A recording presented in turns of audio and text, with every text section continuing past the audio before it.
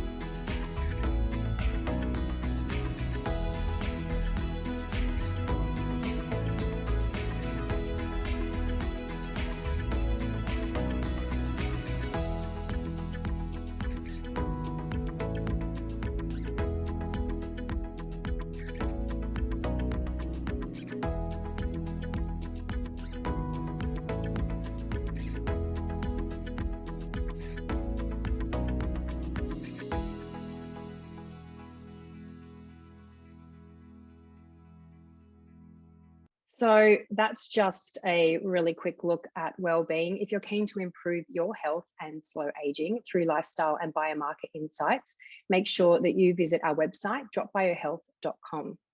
Now, today we're excited to welcome the lovely Shelley Mckenzie, a clinical nutritionist and the founder of Freedom Wellness, who's going to take us back to the foundations of nutrition to help us take control of our everyday diet for optimal health and well-being.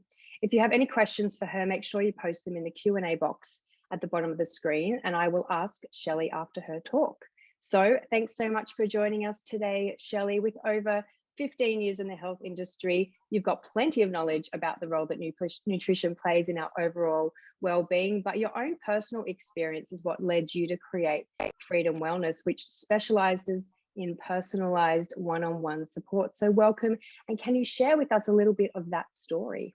Yeah, of course. Thanks for having me here, Abby. I'm very excited to be here. And hello, everyone at home. So as Abby mentioned, I'm a clinical nutritionist and also a naturopath. And my journey actually began when I was 24. So prior to that, I moved to Melbourne when I was 18 years old, and I was living the typical Monday to Friday exercise and eat relatively well, and come the weekend I would binge drink and party and just wasn't living my best life.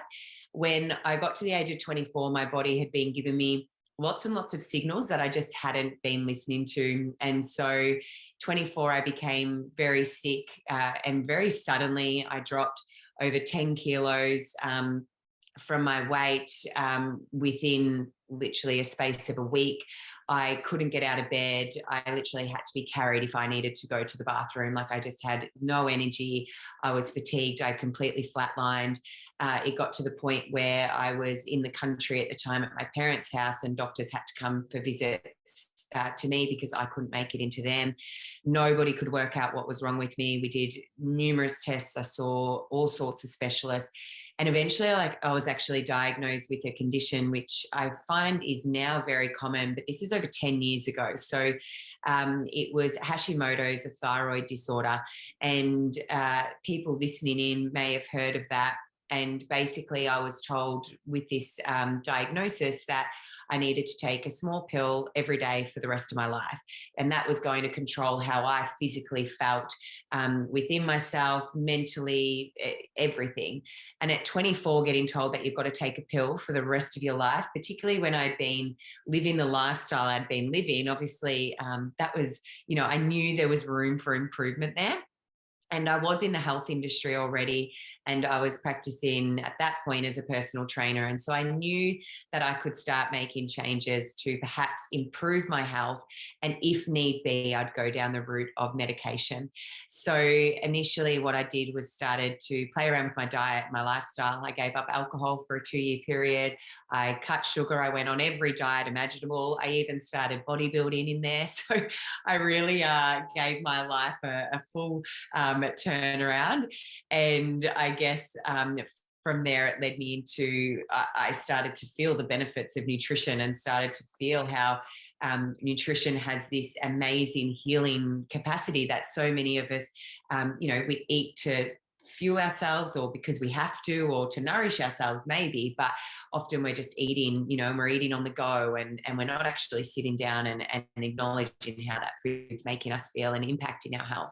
And so from there, I decided to study nutrition, which then led me into studying naturopathy, which then led me into practicing and teaching other people how to utilize nutrition and really start to understand what food is doing to them and their health. So that's sort of my journey in a quick wrap up. Yeah, it's an amazing journey, and thank you so much for sharing. And I'm sure that personal experience is as difficult as I'm sure it was to go through that and navigate, is one of the reasons that your business is really thriving today. I know you've got podcasts and a few other bits going on, because that personal lived experience obviously is so valuable to other people when they're also navigating health, whether or not they're experiencing similar conditions or whatnot also. So Shelley, it's so great to have you with us, and I'd love to dig into some of that wisdom and strip it all back. As we said, there's so much confusion, so much information out there. Love to strip it all back and get down to the basics around nutrition. So I'm going to hand over to you, and I'd encourage everybody to please put your questions in the Q&A box at the bottom of the screen. Shelley's going to chat for a bit, and then I will be reading them out in the Q&A component of today's event. So please pop your questions in for Shelley as she speaks, and we'll get to them later. But for now, I'll hand over to Shelley to talk about nutrition. Fabulous. Thank you. Let me just share my screen for you guys. Alrighty. So as Abby mentioned, I guess the way I now practice nutrition has definitely evolved over time, particularly because I have tried every single diet you can think of, and I've thrusted myself into lots of different worlds in the health space. And so what I now really like to do, and I guess a starting point, is to strip back the nutrition. I think when we're on social media and we're watching what other people are doing, whether that be on our socials or people around us, it's very easy to get confused and to start picking up what everyone else is doing. And so today I just want to take things back so that you can strip back your own nutrition and start to work out what's going to work for you, because not everything works for us. So we're all individual. We all need individual things. And and so that's really how I practice now as a nutritionist, is to teach you that. So today what we're going to be chatting about is the 80-20 diet, which I'm sure most of you have heard about, and we'll dive into that a little bit more. We'll be chatting about the palm size method, so how to build an actual meal using your macronutrients, which is our protein, our carbohydrates, and our good fats, and then just how to generally eat well and optimize our nutrition. So again, my main goal as a practitioner is to help you avoid any type of restrictive type diet.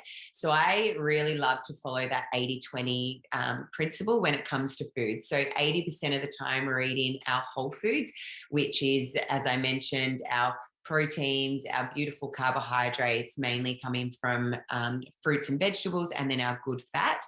And 20% of the time we're eating our soul foods. So with our soul foods, it is things that our hearts and desire. So it's not necessarily something that's going to nourish our body, but it might nourish our mind and bring us that social connectedness and all of that aspect of food, which is often forgotten about when we're doing restrictive diets. So with our soul foods, we might be thinking chocolate and pizza and alcohol and those sorts of things. So when we break down what that looks like, our proteins. So if you are a meat eater, we're red meat, poultry, fish. If you're more of a plant-based, you might also be looking at tofu, you might be looking at tofu, tempeh, hemp products. And I always say if we're using beans and legumes as our main protein source, it's really nice to get into the habit of combining your beans and legumes with a grain base so that we're getting all of our amino acids. So if we think about a piece of chicken, for example, a piece of chicken has all the amino acids it needs to form a protein. So it's therefore considered a complete protein for us. If we look at beans and legumes, they have a couple of these amino acids in it. And if we look at grains, they have a couple of the amino acids in it, but are not necessarily a complete one. When we combine those together in equal portions, it actually completes that protein for us.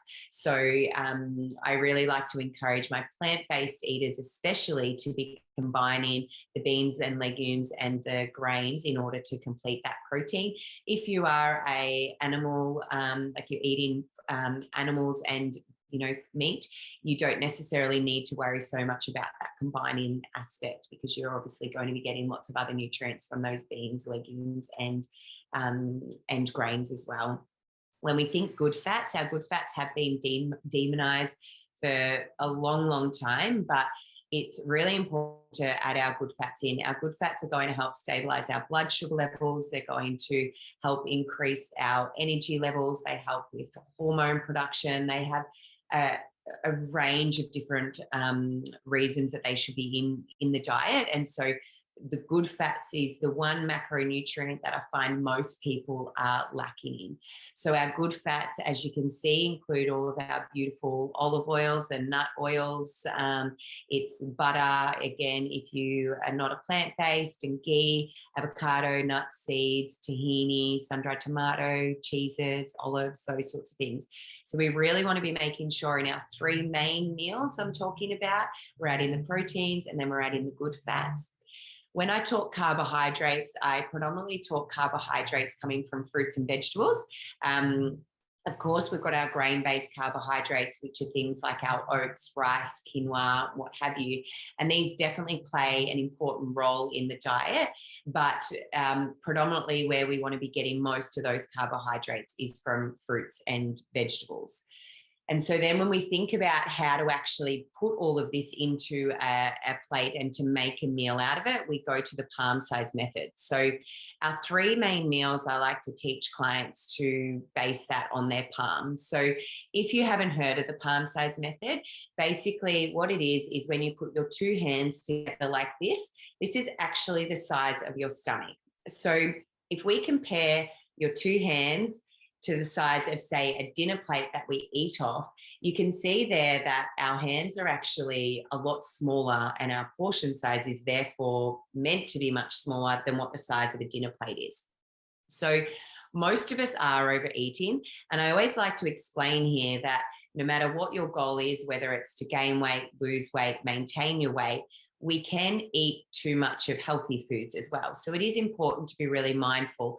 And then, of course, if we think of, gender and exercise and even age, what you did when you were 20 might not now work when you're in your 30s and 40s.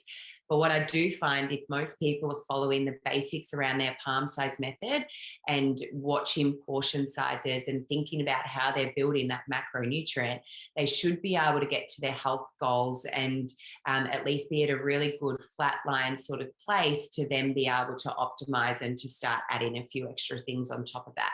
So with your palm size method, so this is the size of our stomach. So when we open up our palm, this is how we start to build our plate.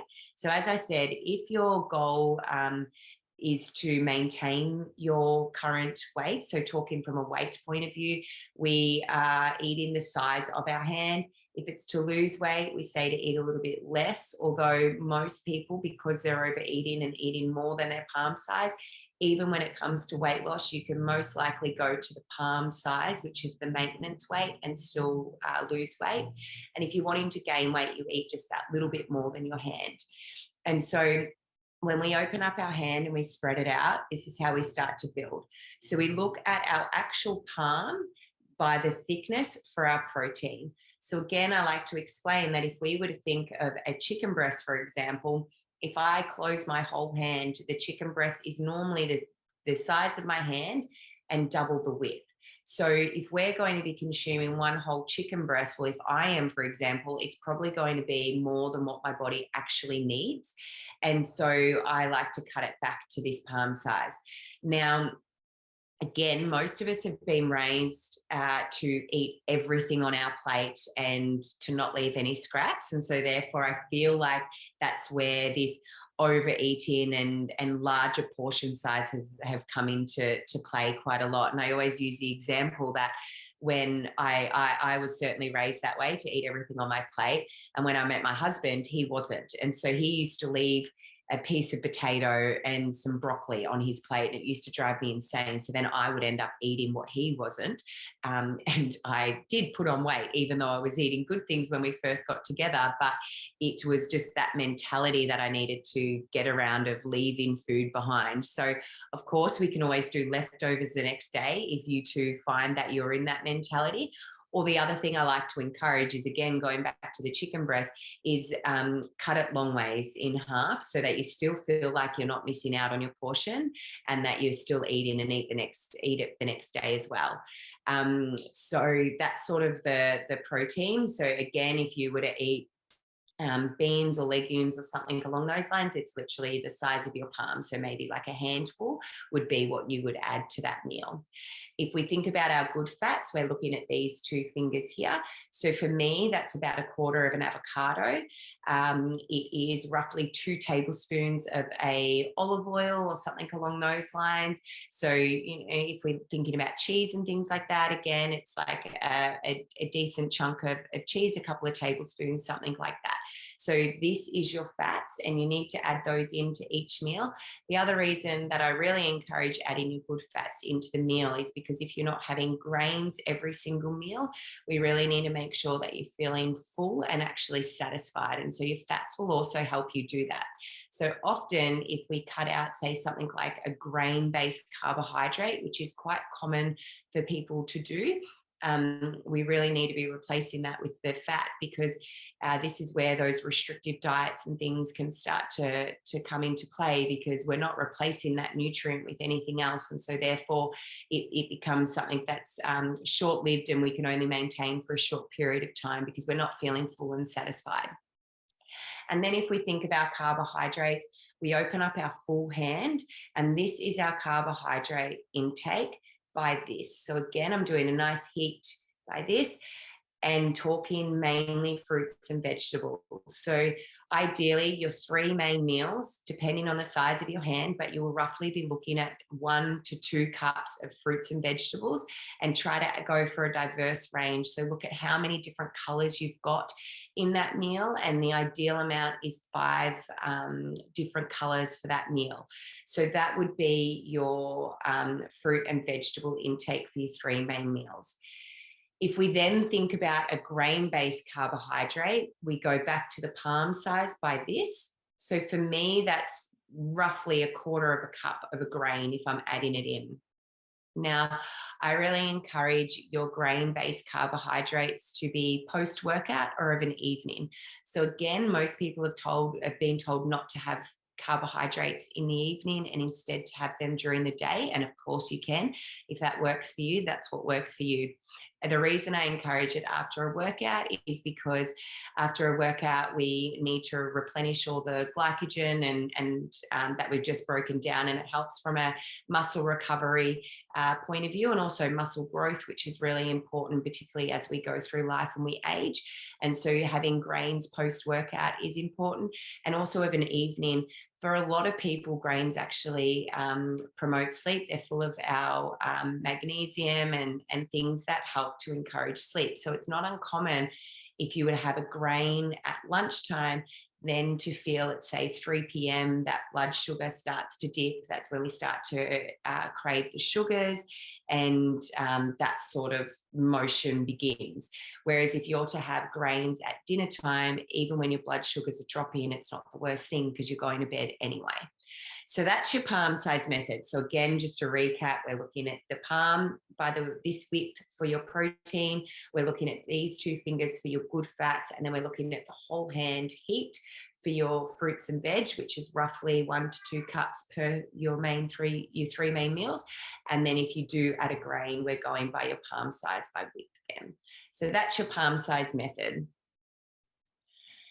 Now, when we think about that 80-20 method again, now that we know how to actually build our 3 main meals, so that's 80% of the time we're eating the whole foods to nourish our bodies.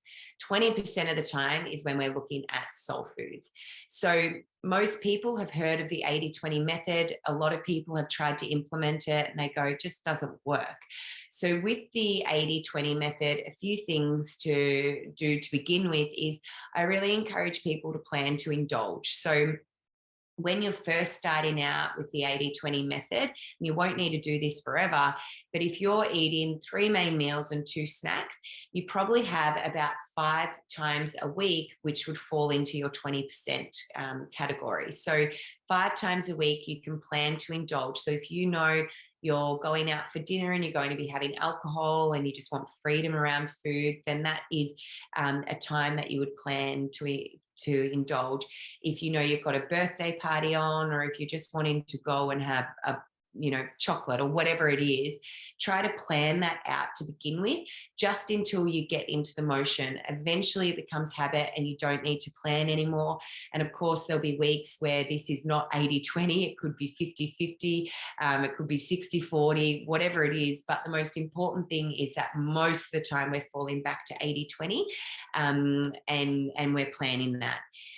Distinguishing the difference between a craving and a habit is also really important. So a habit is if you every day you eat lunch and then crave something sweet, or if it gets to that 3 p.m. sort of slump that I talked about and you're craving something sweet and you go for the chocolate, that's probably going to be a habit. Or if after dinner you can't get through the night without having dessert, again, that's probably a habit. Even when we think about coffee in the morning, if it's a certain time that you're always having your coffee, it's probably a habit. Now, with the craving, a craving is something that doesn't go away until you've satisfied that.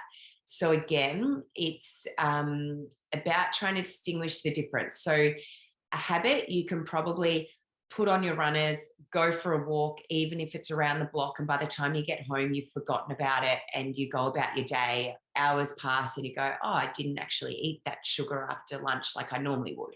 Or after dinner, you might go and brush your teeth straight after dinner and be completely satisfied and not have the ice cream or whatever it was. So we then know that's a habit because you've been able to distract the mind and leave it behind and not come back to it. A craving, if you did those things, so if you put on your runners and went for a walk around the block and still got home and was still absolutely craving that chocolate, for example, we know it's probably a craving. The other thing is if you actually get in the car and go to the supermarket and buy whatever it is that you're craving, then again, you're probably craving it as opposed to a habit, because a craving, you normally will leave the house to go and get it as opposed to a habit. Now, the importance with a craving is we don't want to suppress them because it's generally our body's way of telling us we need something. So if you are craving chocolate for females around your menstrual cycle, that could be your body telling you that you actually need a little bit more magnesium in your diet. So that's just one example of what a craving can be telling us. So that's why it's important to distinguish the difference, because your body might actually be telling you that you need a nutrient or a vitamin or a mineral in your diet that we can find somewhere through food. The other thing we really want to do is keep your office and house a safe place. So I always encourage people that if you are in the habit of having say, a block of chocolate or what have you at that 3 p.m. time or after dinner, if it's not there, you're probably not going to leave the house to get it unless it's a craving. So I have just been pregnant recently. I have a 4-week-old, and I can tell you that when I was pregnant and I had a craving, I would go to the supermarket. It wouldn't matter if it was 9 p.m. and I'd pick up a bag of sour worms because that's what I was craving. And that was not my body telling me I needed a nutrient. But, I would actually leave the house to get it. So when it's a craving, you're going to go to, great lengths to get whatever that is. Now, sour worms don't offer any nutritional, benefit. That was purely a pregnancy craving. But keeping your house and your office a safe place is really important, particularly if you can see that you are in those habits. And the other thing I like to encourage is don't use terms like cheat meals or cheat days. Often they come with the fitness sort of world, those types of terms. And I think that when we're using them, it really does discourage that overall healthy lifestyle, which we all like to get to without the restriction when it comes to our food. Like, food is there to be enjoyed. All food, it doesn't matter what it is all there to be enjoyed. It's just about finding that right balance for you.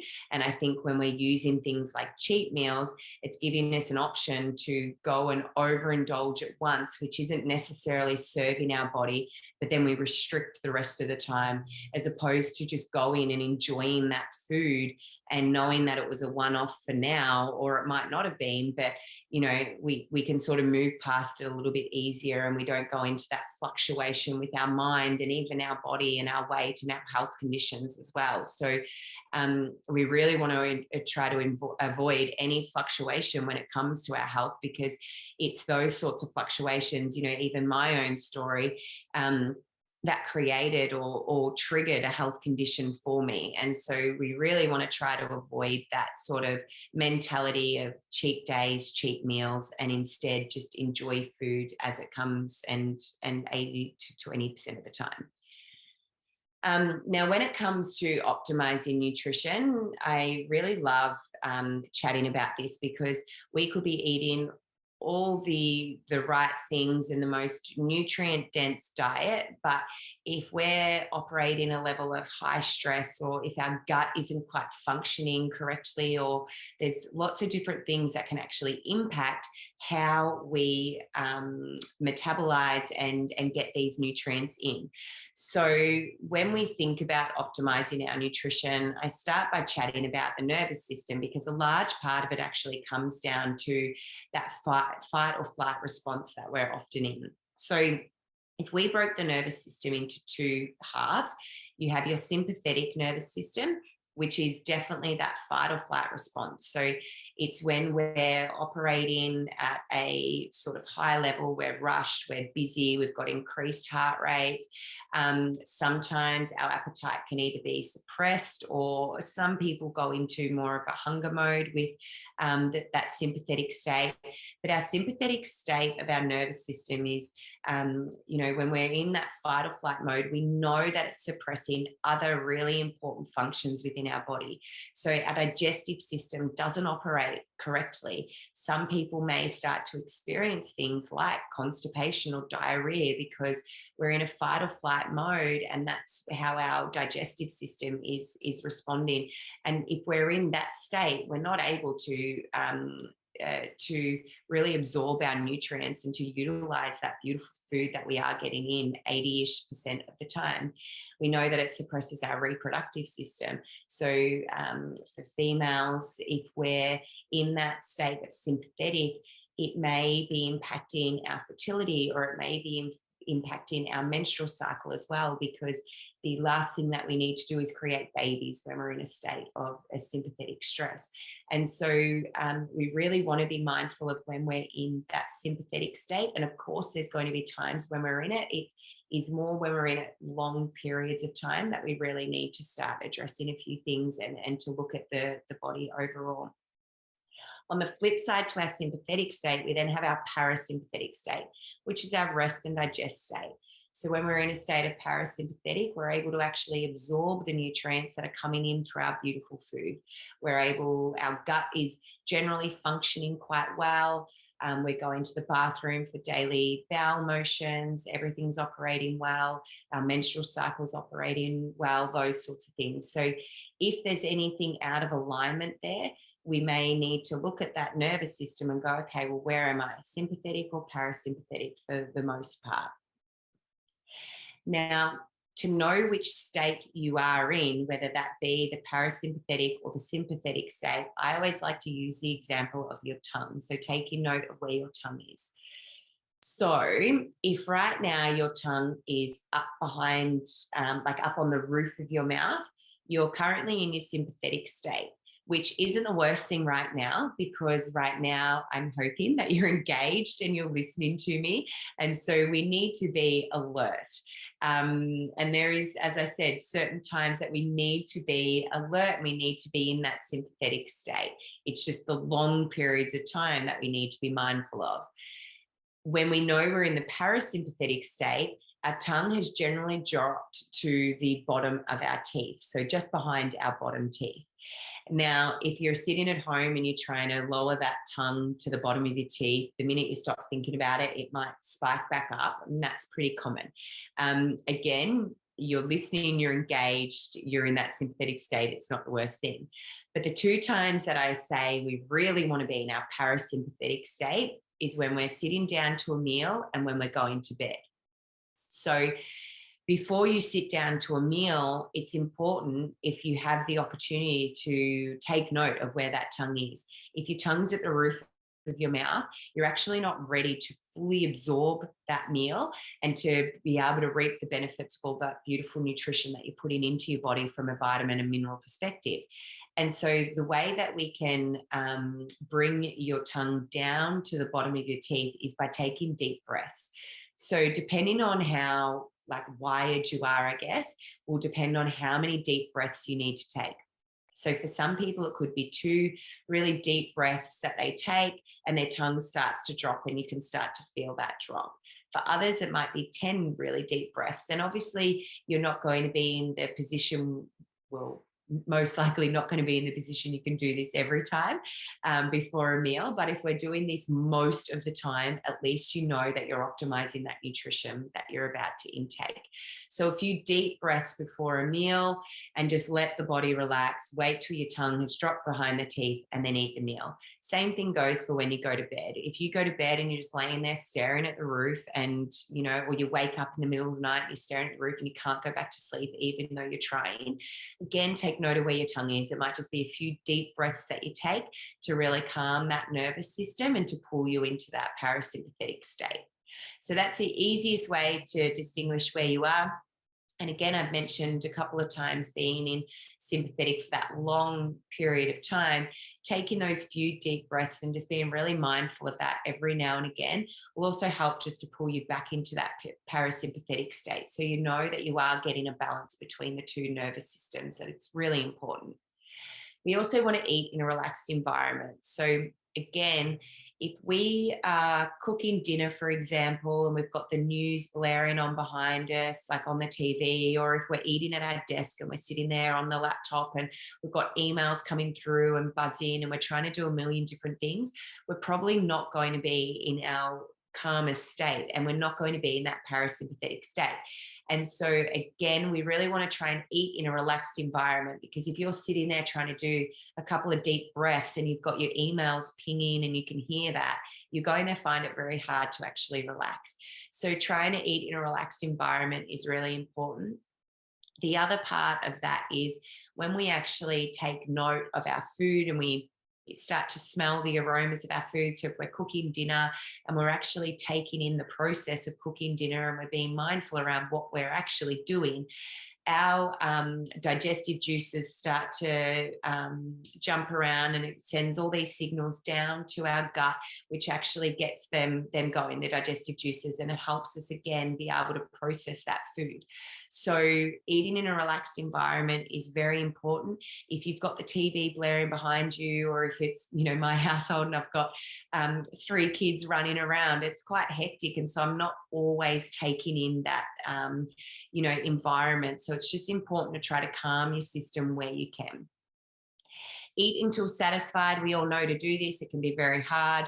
But again, if we're in that relaxed state and we're actually enjoying the meal we're eating, we're probably going to be able to eat until we're more satisfied, as opposed to just scoffing down our food and not even taking note of how our stomach is feeling.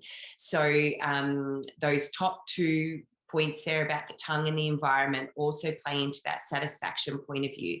If you're relaxed, you're just going to be taking in, you know, I actually feel pretty good right now and I feel like I can stop. And again, even if you just walk away from your meal for a few minutes and come back to it, it'll give you a good indication as to whether you're actually satisfied or whether you're still hungry and you need to keep eating. This one is a big one for nighttime as well.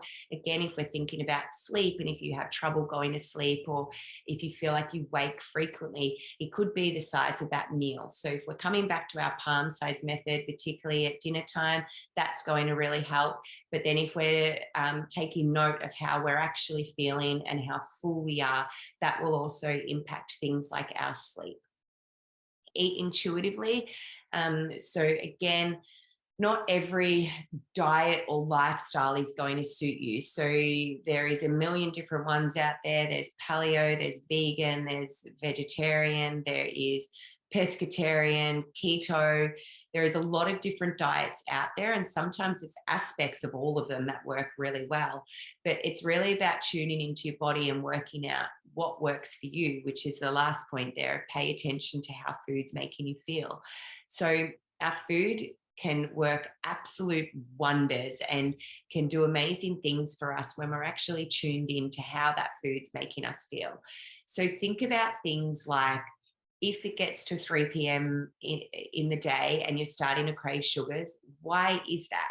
Is it because you just had a large grain-based meal and now you're getting sleepy and your blood sugar levels have started to drop? Or is it because you have followed the palm size method, for example, but you forgot to add the fats in there, and the fats are the ones that stabilize those blood sugar levels? So really start to think about what food is and how food is making you feel. If you are having coffee every day and you're not getting that pick-me-up, or you're starting to feel more lethargic from having it, why is that? Is it because your adrenal glands perhaps need a little bit of a reset? And once you've had a little bit of a break for up to 14 days, are you then going to be able to drink coffee and start to feel that energizing aspect of it again, as opposed to the lethargic side of it? At nighttime, are you having trouble sleeping? Are you eating too big of meals? Are you having different digestive issues? So are you experiencing constipation or diarrhea? Or do you not go to the bathroom every day for a bowel motion? All of these things are telling us something about your health. And when we start to actually tune into what our body is telling us, we can prevent a lot. And so we can prevent a lot of health conditions. We can really optimize the way our body just functions on a day-to-day basis. And so it is really important to start thinking about all these little signs. Again, in practice, I get a lot of people that come to me that are fasting. And then what happens is they're fasting until 12 p.m. and they're having 2 meals, but their energy is still really low and they're not feeling their best. So then we start to look at, okay, well, is fasting serving you? Or perhaps you're not eating enough calories in your day to actually give yourself the energy you need. So how can we tweak that to then start to fit your lifestyle? So again, that's where we're looking at. And if I think back to my health journey, I initially actually went vegan for 6 months once I found out I had the Hashimoto's.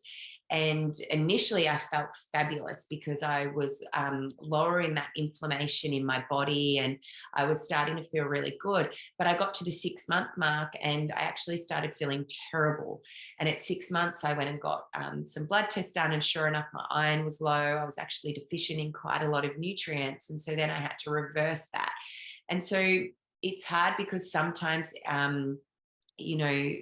there is other factors as to why we're eating certain ways, but it is still really important to start to tune into what your body is telling you and then to work out what's going to work for you. So I guess that's the main thing when it comes to optimizing our nutrition. And when it comes to our food in general, again, if we're going back to the absolute basics, which is the palm size method, making sure that we're eating correctly for our body. And I should say, when we do start to eat the palm size method, and if you're thinking now, oh my gosh, I'm overeating every meal and I might need to start thinking about that palm size method, know that your stomach also does grow and expand, hence how weight gain can occur. And so if you're dropping back with your palm size method, you may experience hunger for a few days, so up to a week when you start to follow your palm size method. And what's happening there is all the nerve endings around your stomach are starting to shrink so that your stomach's going back to the size it needs to be. I don't encourage starvation, obviously, and I say that always just to eat fruit, have cups of tea, nibble on nuts and things like that during that interim, just to allow that. But that's sort of where we're going. The palm size method, that 80-20 method, keep going with that until it becomes more of a habit, and then really focusing on that nervous system and how to pull ourselves out of a stress state into a parasympathetic state when we're trying to eat and really optimize that nutrition. So that is it.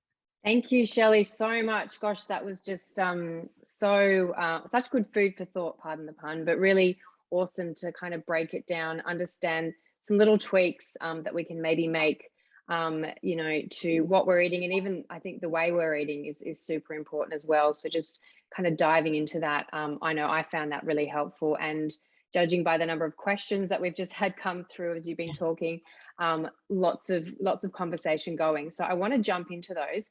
Now, first of all, there were a few people that were asking if you can just quickly recap on the palm size method. What I'm actually going to do is just bring your slides out so we've got a bigger view of yourself and your hands. Do you mind just quickly recapping what that looks like for us? And I will just also let everyone know that we are going to send a replay of this out as well. So you can pause, go back, share it with people, etc. That'll be coming out tomorrow. Lovely. So again, when we open up our hand, this is how we start to build our plate. So the palm size by the width is our protein, okay? And then we've got these two fingers, which is your fat component. So again, that can be a little bit confusing, but for me, that's a quarter of an avocado or roughly 2 tablespoons of an oil or something. And then our whole hand heat is our carbohydrates, but that's coming predominantly from fruits and vegetables. Okay, so again, that's going to be roughly 1 to 2 cups for most people in your 3 main meals. And then if you're adding a grain, we're going by, again, the palm by the width. So that's roughly a quarter of a cup. For most, like for me as a female, it's about a quarter of a cup. A male might be just over a quarter of a cup. So that's your palm size method. Okay, awesome. One of the other questions that we had in regards to that, is it the same with every meal, the same approach, same amount of food? Yeah, your 3 main meals, same amount of food. As I mentioned, you may experience hunger, particularly if you are bringing down your portion sizes. Another trick with your portion sizes is if you're eating off a dinner plate and you've got that mentality of food waste, for women, eating off a side plate. So that can be, and you will fill your plate, but that can be a really nice way to manage your portion sizes a little bit more, as opposed to a male who may still eat off a large plate. Like if I put my hand onto a side plate, it's the exact size of a side plate as opposed to a dinner plate. But yeah, your 3 main meals is the same. So the proteins, the carbohydrates, and the fats based on your palm. Okay, excellent. I find that so helpful, even just for sort of serving up dinner for my family, to kind of go, okay, who am I serving here and how much? Because often I put out the same amount of food for everyone, and that is not right. An 8-year-old girl is probably not eating the same as a 43-year-old man. So that's super helpful for busy mums just to break it down. I'm sure I'm not alone there. Absolutely. And stay on that, Abby, as well with families, because that does come up as to how to portion that for children. It's actually a really nice way to get your child visually starting to think about food and to get them involved. Yeah. So if you do have fussy eaters and things like that, it can be a really nice way to actually get them involved in serving up their own portions. And the only other important thing with children is obviously they're growing. So yes, have their little plate, they'll serve up their portion. Of course, if they want more, they want more, and obviously allow that for their growth. But as adults, we will most likely find that once our stomach has shrunk back to the size it should be, that we are quite satisfied eating just to our palm, and we don't need to go back for seconds every time. Yeah, super, super helpful. Thank you. So let's dive into some of these questions because I'm conscious of time and there's so many great questions in here. So someone has asked pretty early on, and we may have addressed that, but let's recap. Often we hear that everything in moderation is okay. So when it comes to nutrition, is the odd treat okay, or do treats really set you back? No, I'm all for the treats. I'm a chocolate lover, an espresso martini lover, and a pizza lover. So it's very important, because that's what that 20% is, which we talked about: planning your indulgences, thinking about what you want. But those sorts of, the treat food, which I like to call soul foods, that's bringing us that social connectedness. It's bringing us a whole nother element that, whole foods like our proteins and our fruits and vegetables and things might not bring us. So you're probably not going to go out for lunch and be satisfied just sitting there with your girlfriends eating an apple. But if you're eating this beautiful meal and having a glass of wine, you're getting that whole experience. So it's very important to do that. It's just about planning those indulgences until it becomes a little bit more of a habit. And of course, being mindful. If you're drinking alcohol every single night, that's not going to serve your health. But if you're doing it once a week and it's in your 20%, that's absolutely going to serve your mental health, if nothing else. Yeah, I really love the concept or the term of soul foods as well.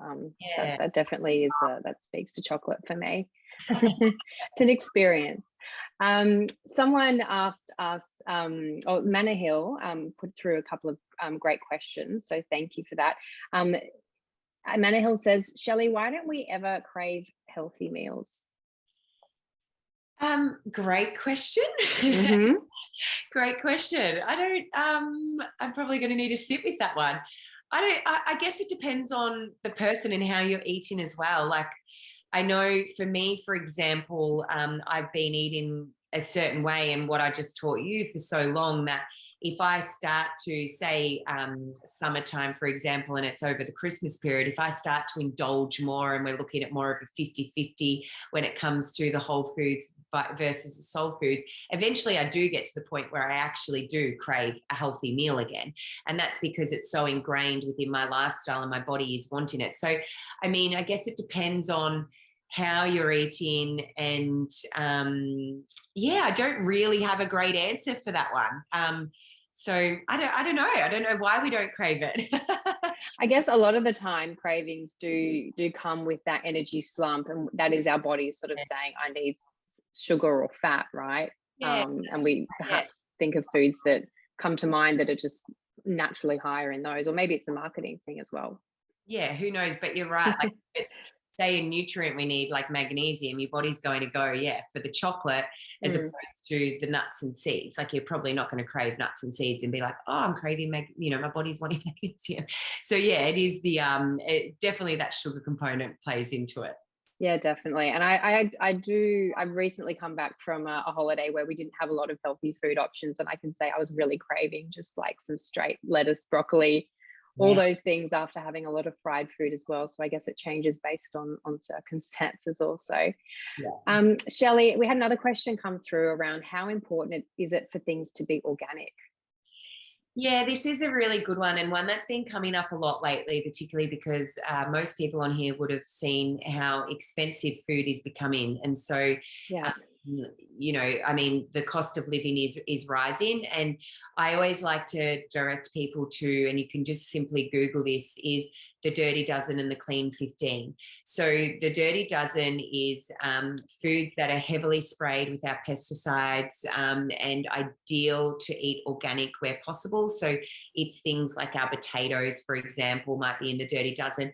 The Dirty Dozen here in Australia does get updated every couple of years, and they've just updated it recently as well. So definitely Google Dirty Dozen, and if you have the option to eat that organic, I would recommend it. The Clean 15 is the opposite. So the Clean 15 are fruits and vegetables that you really don't need to worry about eating organically. So often it's things in skins like avocados and bananas. Again, that does change. So look at that as well. In terms of everything eating organic, I mean, I don't think we need to eat everything organic. If you obviously have the means and are able to afford to eat everything organic, fabulous, then why not? I think when we are eating organically, by doing that, we're eating seasonally as well, which also helps to create that diversity within our diet, which then leads back to our gut health and what have you. So that's a real plus. But I think if you stick into Clean 15 and Dirty Dozen where possible, you're on the right track. Yeah, great, awesome. And I know, yeah, groceries are certainly high at the moment. We just spent the weekend planting our veggie garden here. Oh, lovely. Yeah, which is another way, I guess, to eat organic, perhaps in a more affordable sense. Yeah. Okay, great question. I'm not sure who this is from. Someone's put through an anonymous question, and they asked, if I'm eating more than the palm size method, but I'm not putting on weight, is that okay? Yeah, look, and again, as I mentioned earlier, it depends on a lot of different things. So it depends on your age, it depends on your gender, it depends on your activity levels. All of this needs to be supported as well. So if you're exercising at F45 5 times a week, you actually are burning quite a lot of energy, and you will probably need more than your palm size method. I think bottom line is always come back to how your body is responding to your food and how you're feeling with your food. If you feel that eating a little bit more to your palm size method and you're not gaining weight, but you're feeling really well within yourself, your energy's great, and everything's functioning well, then fabulous. It might be in 10 years' time when things start to change a little bit for you, and what you've done now isn't working. So that's where the age can really come in. And I think a lot of people just continue to do what they did when they were 20 in their 30s and 40s and 50s and so on. And that's when we start to notice more of the things like the weight gain if we're eating a little bit more and what have you. But yeah, it definitely does come down to the individual, what you're actually doing, particularly from an activity level. And otherwise, I think it's totally fine. Just tune into the other signals of your body as opposed to the weight side of things. Yeah, excellent. And just sort of on that, talking about activity levels, for example, a couple of questions in regards to exercise. So the first one is, to build muscle, should we be increasing everything on our plate, or is just the protein important there? Yeah, look, the protein's definitely an important one there. And I think the other thing that's missing, which I touched on, is that carbohydrate post-workout as well is also that muscle building too. So we really want to be getting protein and a grain-based carbohydrate in our post-workout meal, which is going to support the muscle growth. Yeah. Okay. And then in terms of pre-workout, what are the best foods to eat before exercise? Again, very dependent on the person. So some people will physically feel sick if they try to eat. Some people will devour a whole meal and be okay. General rule of thumb is, I like to say, if you're eating within a shorter window before your exercise, so if it's say 15 minutes and you're having something quickly to eat before your workout and it's quite high intense, we're really looking for quick burning sugars. So it might be a couple of medjool dates that have been, with a bit of peanut butter in them to help stabilize those blood sugar levels. It might be an apple or something along those lines. If we're eating further out, so if it's about an hour before our workout, then you might go for a higher, like a proper meal. So you might just eat your lunch and that be your pre-workout, and that have your protein, your fruits and vegetables and your fats in it. So it is really dependent on the person. Again, not everybody needs to eat before a workout. If you feel better going on a workout on an empty stomach, then please do that. But yeah, just dependent on the person. But if it's in that shorter window, you're definitely wanting those quick sugars to give you that energy boost, as opposed to something that's going to take longer to access that energy from the food. Okay, makes perfect sense. Thank you. Another question in regards to getting to that 80-20 split. What are your thoughts on using a food diary to track eating and sort of see where you're netting out? Because I guess quite often that 20 might actually be closer to 40, but a lot of it could be kind of on the fly, or quick handful of something here, kids, leftovers there. Is a food diary is a good way to kind of get an actual view of what's happening? Yeah, I think so. If you have a very obsessive personality, I would probably steer away from the food diary. Or if you have a tendency to count calories and macros and things like that, I'd probably steer away from a food diary, just because it can become quite a mental battle then to try to work out and to see past just the numbers. Yeah. If we're tracking those things, I think if you're writing down, and you could even do a food diary that's more of a habits diary. So starting to look at, your week as a whole and just writing down your soul foods, as opposed to having to write down everything. If you feel like your body's maybe out of alignment, you also might add in there some of these symptoms that I've spoken about as well. And then you might add the food to see what's actually causing that food to do what. But I think, if you've got a week schedule and you're just writing in your soul foods, and you starting to see when you go for that chocolate or when you go for the glass of wine or whatever it might be, then that will give you a snapshot. And you probably don't need to track absolutely everything, unless there's maybe some deeper issues going on. Yeah. Okay. Wonderful. Thank you. Question from a possibly frustrated parent in our community. How can I ensure I'm still eating well when the rest of the family refuse to eat their vegetables, because it's hard to find the motivation and cook it when you know that you're the only one eating it? I feel like I could have written that. So thank you, whoever sent that in. Yeah, I feel like I could have written that. Smoothies, powders, supplements. Smoothies. Yeah, smoothies are awesome. So I'm in a postpartum phase right now with a 4-week-old, and You are. Congratulations, by the way. Yeah. Thank you. So I'm very much in that phase of just trying to get food into everyone else and forgetting about myself a little bit. I find smoothies one of the easiest ways to get in a bulk of nutrients. So whether that be your lunch or, an afternoon snack, I actually just use the Macro Organics frozen packets from Woolworths of vegetables. So I've got frozen fruit, and then I've got frozen spinach, frozen cauliflower, and frozen zucchini or something. I just throw all that in with a few extra additions, and that's how I know that I'm at least getting one meal a day that is beneficial to my health. The rest of the meals, sometimes I forget to eat, or sometimes it's just on the go or whatever, and it's things that we've just spoken about not doing. But in all honesty, that's the one way that at least if I had that one smoothie a day, I know I've gotten all my nutrients in. So that's probably one of the easiest ways. And of course, if you feel like you need to supplement with a greens powder or something along those lines, there's some beautiful ones out there. So that can be another way just to sort of boost your own intake a little bit more from a vitamin mineral sense too. Yeah, that's wonderful. And I mean, they're portable too, right? You can make it, grab and go. Okay, awesome. Look, that's pretty much we have time for today. So thank you so much, Shelley, because as always, it's just a pleasure to talk to you, and so great to get some really practical and easy to implement advice from you around eating as well. So I know that we've had wonderful feedback from our audience. Thank you so much, everybody, for putting through your questions and your comments. Really glad that this has resonated. And as I mentioned, we will be sending out a replay.